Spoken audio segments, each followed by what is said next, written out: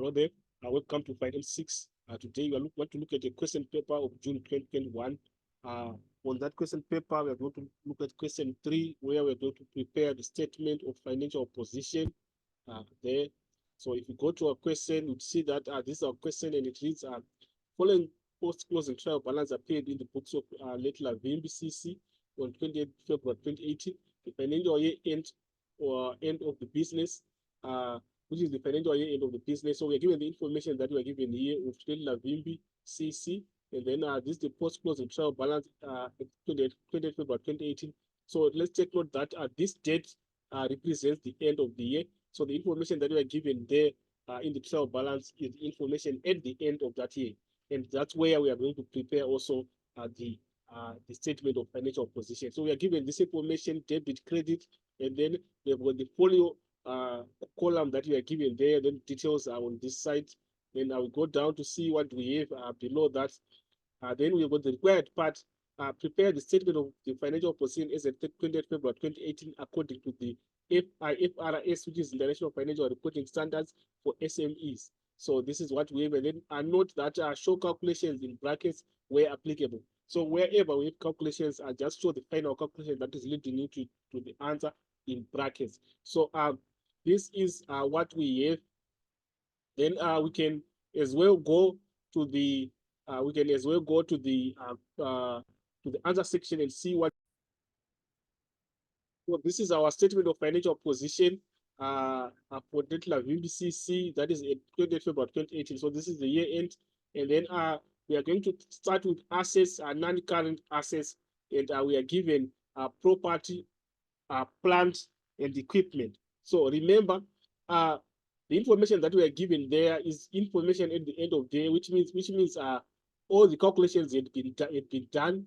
If you go there, you look at that this is at the end of the year. So all calculations have been done. These are the final figures that we have at the end of the year. It's different from other questions whereby you are given information for the trial balance in the beginning of the year, whereby you'll be given additional information and then you have to adjust to get the final figure. But these are the final figures. So we are just picking these figures. And remember, at the end of this question, we do not have any additional information, which means we do not have anything to adjust. Everything has been adjusted. These are the final figures that we are having in the trial balance. So we are going to start with property, plant, and equipment. So you'd see that the figures that we have there for property, plant, and equipment, let's just check them.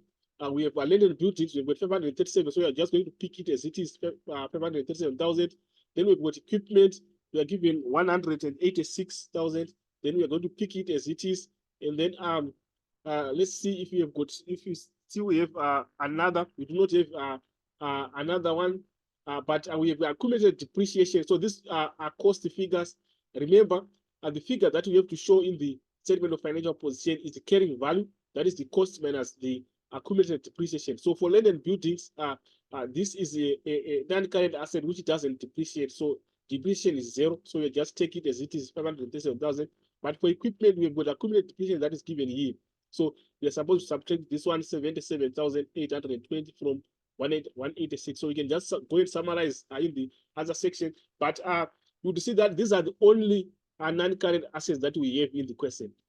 So we are just going to say this one plus this one, then we subtract this one to get the net figure for equipment. So that's what we are going to just summarize in the brackets for property, plant, and equipment. So we are now here. So in brackets now, we are saying that 537,000. We add 186. Then we subtract the 77,820 to get the net figure. And then the net figure that we are getting, we put it here, which is now 645,000. 645,108. So this is what we have. This is the final figure. Then we have let's go and check if we've got any other non-current asset there. So you'd see that we have let's check other we can go down to check if we have got any. We go down, we have got a fixed deposit of 22,500. fixed deposit of 22,500. So we can go and include this one again, a fixed deposit. Remember, this is a financial asset, a financial and non-current asset. So we can go and include fixed deposit there. So we can call it a financial asset. And the figure that we have for fixed deposit there is 22,500. And then we go and check again if we have got any other non-current assets. Right, if you come here, you'd see that we have got this figure that we are given here as loan M Letlalo, which is a member of 24,600. That is on the debit side. So if you have got a loan of a member that is on the debit side like this, you have to include it under non-current asset. So we are going to include it as loan to members, and you can add on to put the description S2 is loan for to M Letlalo. So we also have a loan of a member which is on the credit side. When it's on the credit side, you put it under non-current liabilities. It becomes the opposite. So the credit side represents non-current liabilities, then the debit you go under non-current asset. So you can include this one again under non-current asset, 4,600. So we are here. Now. We are saying a loan to members.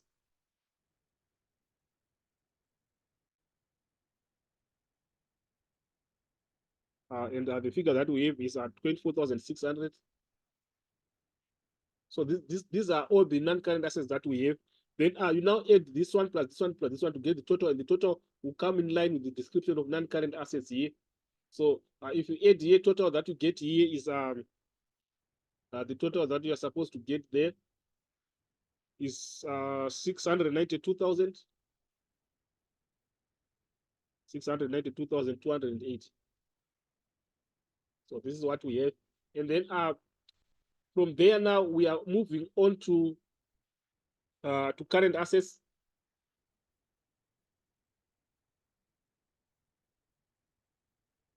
But for current assets, the total will come here in line with the description of current assets. So we leave it blank and then list the current assets that are beneath that.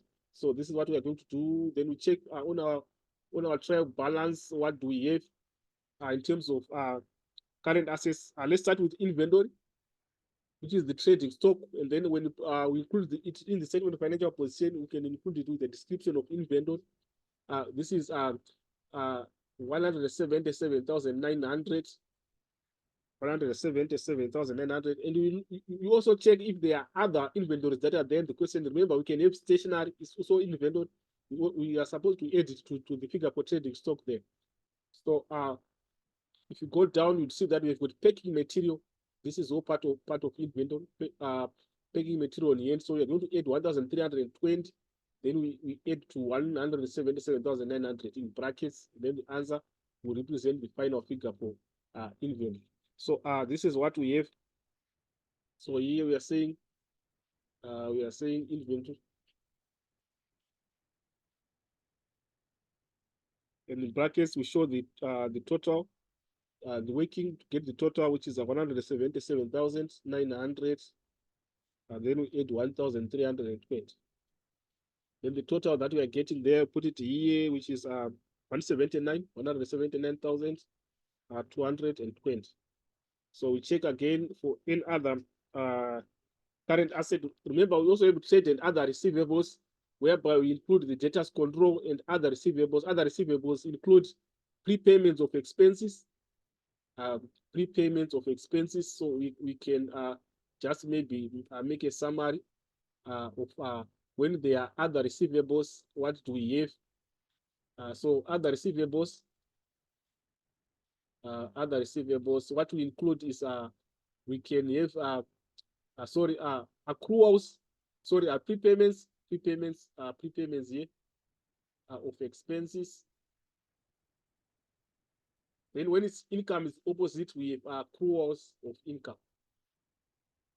Accrual of income. Then other payables, which will be for trade payables and other payables. Other payables now is opposite. Here we are saying prepayments of expenses. So with other payables, we are now saying accruals of expenses. Accruals of expenses. That's one of them. Then the second one, here we're saying accrual of income. So here it will come a prepayments of income. So this is what we have. So here we are on trade on other receivables. So we have got debtors control. It's one of them, which is debtors control. We have 69,450.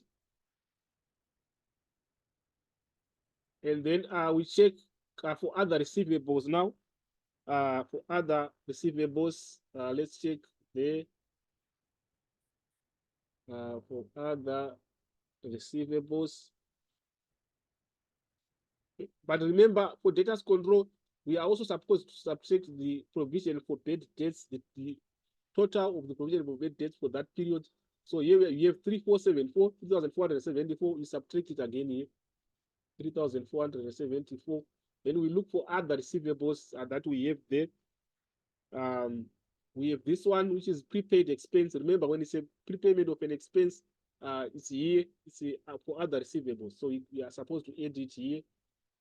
Prepayment of an expense, 1,140. We are here. And also we check for another one. We also have accrual of income. Accrual for an income is here.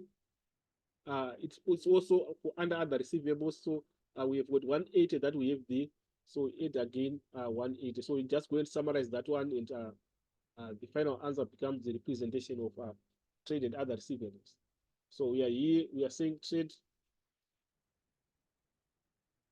and other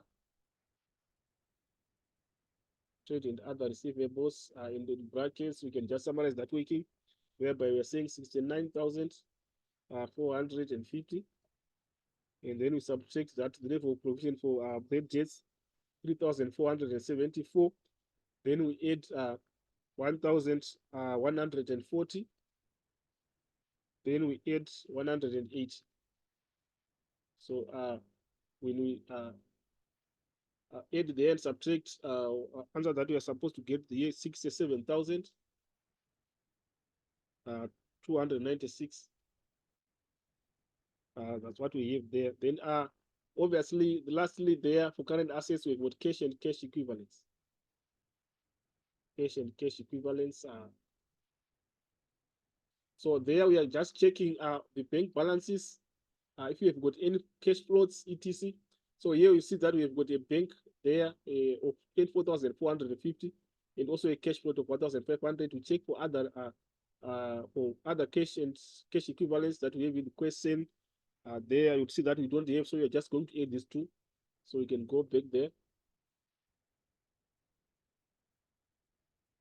Then we are saying in brackets, we are saying 24,450. And then we are adding 1,500. Then when you do that, you get 25,950. So these are the current assets that we have. So we add this one plus this one plus this one. Then your total come here as a current asset. So if you add them, the total that you are supposed to get there is 272,000. 466.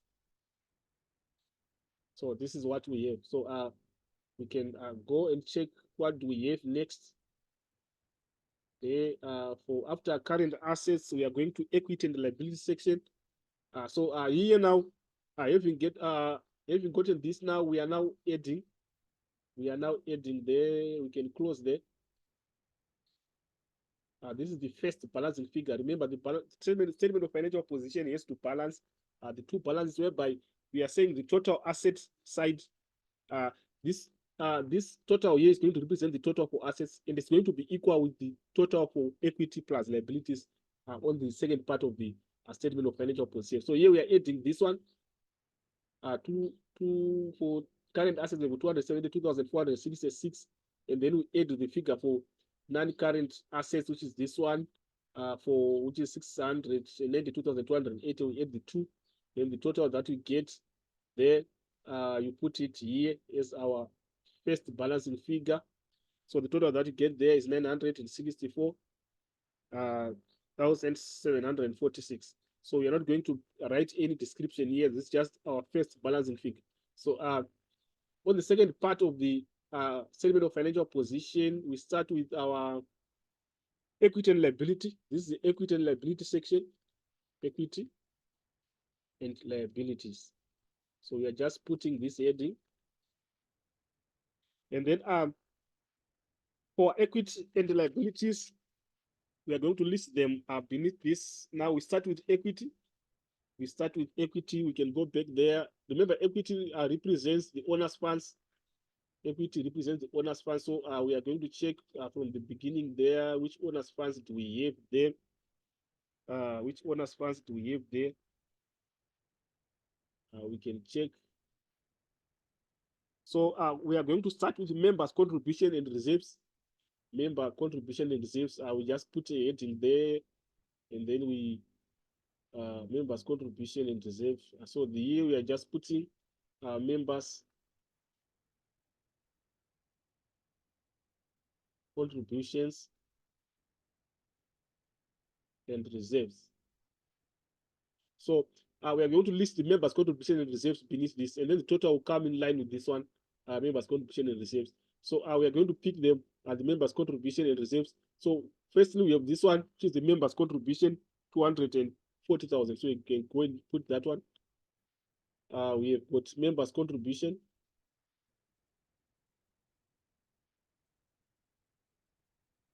Members contribution, and the figure that we have there is 240,000. And then we can go on to check in terms of the reserves now. The reserves, we have this one, which is the retained earnings. But this retained earnings, remember the figures which are in this balance, we are saying they represent balances at the end of the period, which is the 28th February 2018. But this one is specifically being identified as a balance on 1 March 2017, which is at the beginning of the year. It means that adjustments of net profits were not yet done because net profit was made during the year of 2018. So of year ending 2018. So what we are saying is this 39,946, 39,946, we need to adjust it with other reserves and also add our net profit. So we are going to say 39,946, and then we check the net profit figure for the year that we have there in the question. We'll see that the net profit for the year now is 20,000. So we add it to the retained earnings, and then we check if you've got any other reserves that are there in the question. If you come here, you'd see that you've got a reserve revaluation surplus here, so of 15,000. So we are supposed to add it, and then we add also 20,000 to the figure for retained earnings, which is 39,946. So we come here, we for reserves. Now we are now on the part of reserves. So we are saying reserves. Then in brackets, we show that working of 39,946. Then we add our 15,000.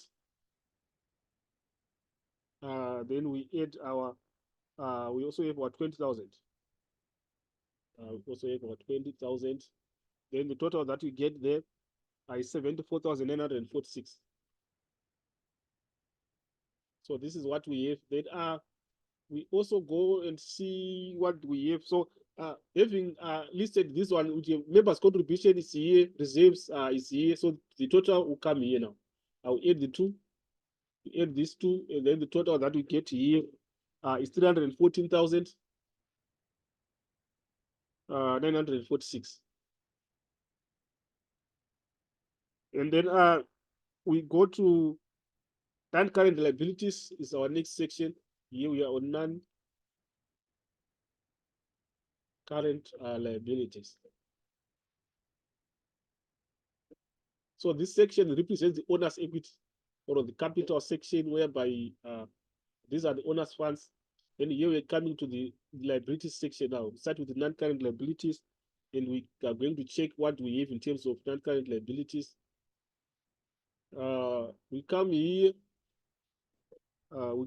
we have got let's check them. Liabilities will be on the debit, sorry, on the credit side. Liabilities come on the credit side, so we can check them there.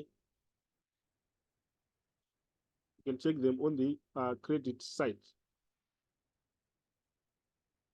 Let's we check, go there. We've got this one, which is the mortgage bond. Mortgage bond. This is a long-term liability, long-term borrowing of 330,000. So we can just summarize this long-term borrowing of 330,000. So we go and enter that one. Long-term borrowing. Here we've got a long-term borrowing.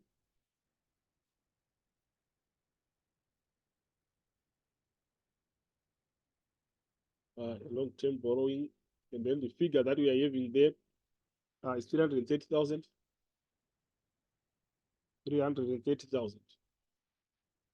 Then we check for another non-current liability. Remember, there's that section of loan of members, and we said when it's on the credit side, we put it under non-current liabilities. This one is a non-current liability, 20,100. So we are going to put it there. We are going to put it there as loan from members.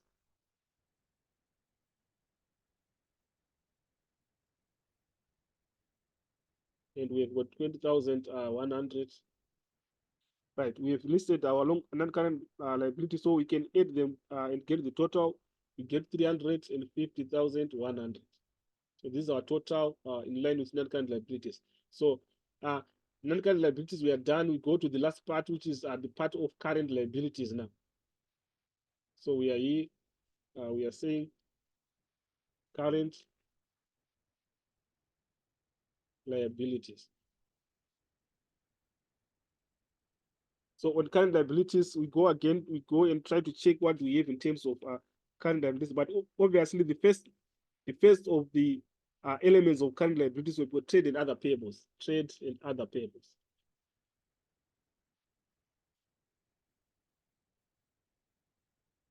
Whereby we are going to check the figure for creditors control. Creditors control. Then we add other payables now. Add other payables. So remember, other payables, we described them here, whereby we're saying we described them there, whereby we were saying we have got accruals of expenses as one of the components, and then prepayments of income. These are the other payables. So creditors control, we check where it is. It is here. We've got a figure of 47,400. And then we add other payables. We go down to check which other payables do we have. We have this one, which is an accrued expense, which is here, 5,700. So we add it. And then we check for another one. It's here, income received in advance. This is a prepayment of a income, 3,600. So add again that one. We check if you have got another one, you see that we don't have any there. So we just going to add these three. We go there. We summarize now in brackets. We are saying 47,400. 47,400. We add 5,700. We add 3,600. Then the total that you get here is 56,700.